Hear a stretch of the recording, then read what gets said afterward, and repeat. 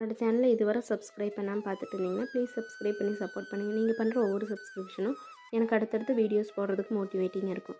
அன்றைக்கி மார்னிங் அப்பா தோட்டத்துக்கு போயிட்டு வரும்போது ஒரு காளான் இருந்ததுன்னு பறிச்சுட்டு வந்திருந்தாங்க. அதையெல்லாம் குக் பண்ணி எடுத்து வச்சுட்டு நல்லா வெயில் அடிக்கவே இந்த மிளகாய் எல்லாம் இருந்தது. மேலே கொண்டு போய் மாடியில் போட்டுட்டு வந்து ஒரு 4 மணிக்காட்டம் கொஞ்சம் பிளான்ட்ஸ் எல்லாம் வைக்கலான்னு தோட்டத்துக்கு போய் கொஞ்சம் மண் எடுத்துகிட்டு வந்து இன்டோர் பிளான்ட்ஸ் எல்லாம் வச்சுட்டு இருந்தேன். நைட்டு டின்னருக்கு புதுசாக பச்சரிசியில் தக்காளி சாதம் ட்ரை பண்ணலான்னு சொல்லிவிட்டு ஆயில் ஊற்றிட்டு அதில் ஹோல் ஸ்பைசஸ் போட்டு வெங்காயம், பச்சை மிளகாய், தக்காளி இது நல்லா வதங்கும் போது தேவையான அளவு உப்பும் போட்டுக்கலாம். அதுக்கப்புறமா ginger garlic paste, garam masala, கொத்தமல்லி இலை, தேவையான அளவு உப்பு போட்டுட்டு தண்ணி ஊற்றி தண்ணி கொதிக்கும்போது நம்ம வாஷ் பண்ணி வச்சுருக்கிற பச்சரிசியும் போட்டுட்டு ஒரு கொஞ்ச நேரம் அப்படியே மூடி வச்சிடலாம். ரெடியான உடனே இறக்கிட்டு இது கூட ரைத்தா தான் வச்சு ட்ரை பண்ணியிருந்தோம். நாளை இன்னொரு vlogல